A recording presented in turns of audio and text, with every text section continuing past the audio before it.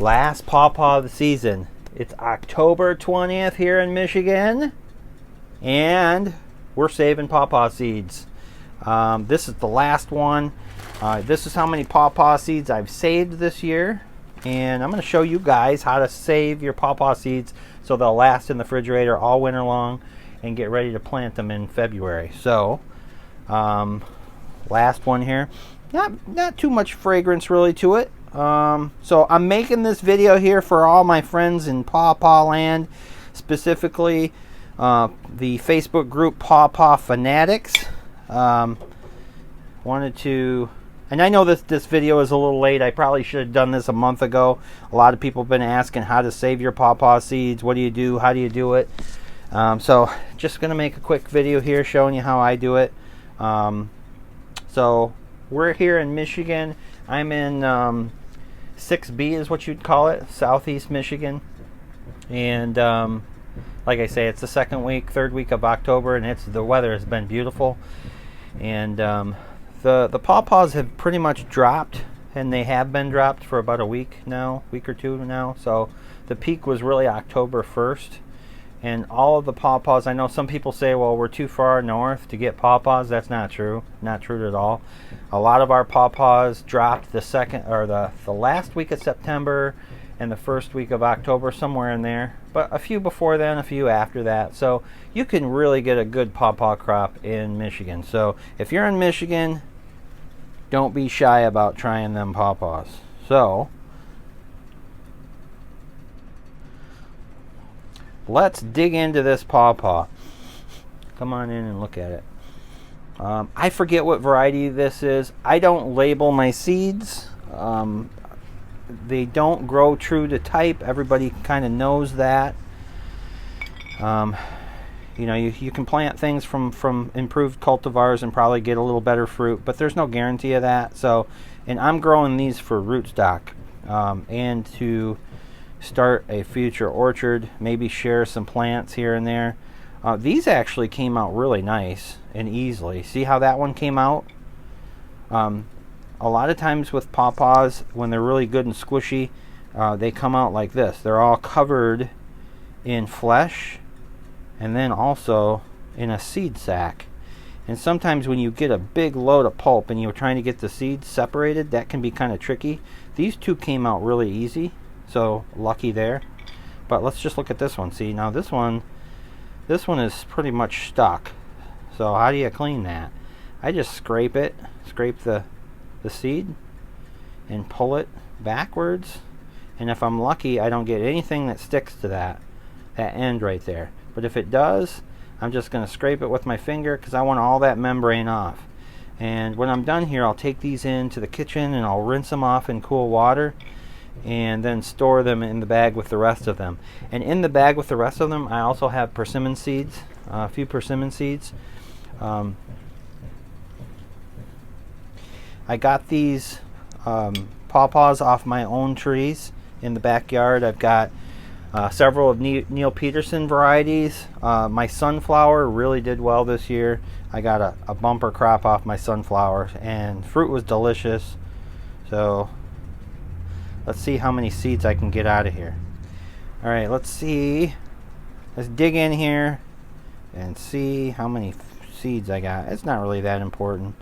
The improved varieties are supposed to, especially Peterson, he looked for trees or trees that produced fruit that had, I believe, like a 6% seed to fruit ratio.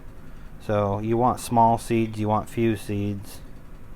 And like I said, I don't even remember what variety this was. These are coming out pretty easy. I use a knife just to cut it in half. Scrape that membrane off. And then, oops, so there's a little bit of a membrane. I'm just going to take my knife and scrape that off a little bit. Clean that off.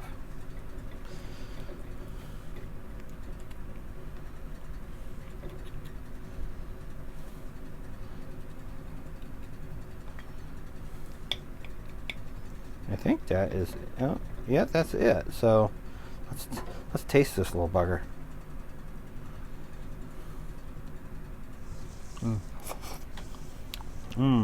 Still delicious. Very good. What I get? I got 8 seeds out of this pawpaw.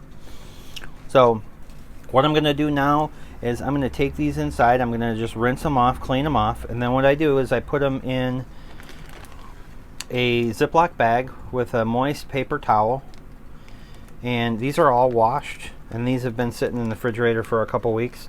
You want to check on these about, I probably should add a little bit more paper towel into this as well. You don't want a ton of paper towel, you don't want a ton of water, but you don't want to ever, what the most important thing that they say is never let this seed dry out.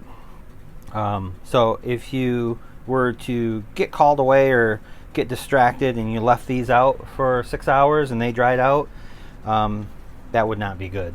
So there's some people that say that they're still viable, but they lose viability the more they dry out. So I like to rinse these and get them right in the bag and right in the refrigerator right away.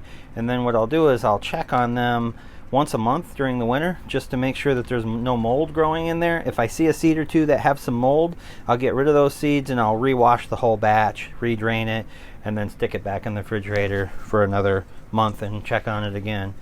What you want to do also is make sure that your refrigerator doesn't have any really cold spots. Sometimes I've had one year where I stuck them in the back of the refrigerator and the bag froze. So the seeds were still okay. The germination wasn't great, but they don't like to be frozen. They don't like to be dried out, and they like to be checked for mold. So I've done an experiment before. Some people say that they shouldn't float.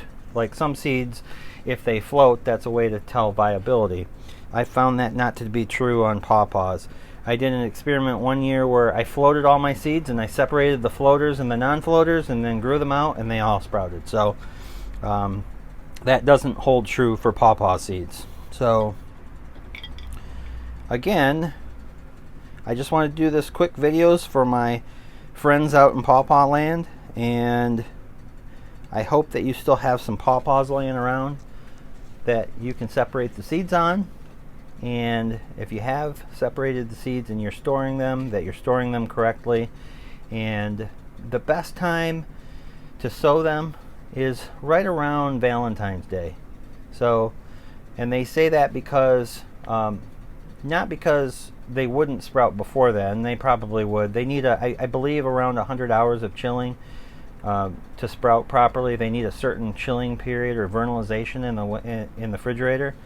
But what you don't want to do is you don't want to have the tip of that seed emerge out of the soil and then experience any short days. If it does that, then the plant gets confused about what it's doing and it'll shut down and it'll stop growing. So if you plant them around Valentine's Day, by the time they sprout and grow, they're going to sprout under conditions that are going to tell that plant to keep growing, and you're going to have more success that way. So if you have artificial lights, you can probably extend the day length and trick the system there a little bit, but I recommend mid-February for planting these out and being successful. I like to use a stewy tree pot, like a deep pot, preferably like a 4x10 or a 4x12 with a nursery mix that's got some bark in it with good drainage. Pawpaws tend to have a pretty deep taproot or a pretty strong taproot. A lot of people get frustrated that their seeds aren't sprouting, but for the first 6 weeks, depending on the rooting conditions and the temperature and what you're doing, a lot of the growth can happen. What happens is out of this end of the seed, this will crack a little bit, and this is where the root initial will come out, and it'll curl down and go straight down into the soil, and that'll happen before you see anything above the ground. So if you planted them, well, we can go over that later. What I'll probably do is I'll do a video later in February when I plant these up and go through some of the ins and outs of planting. So stay tuned on that. Like and subscribe the video if you've found it informative and enjoyable at all, and we'll see you back here in Pawpaw Land in late winter, early spring. Thank you.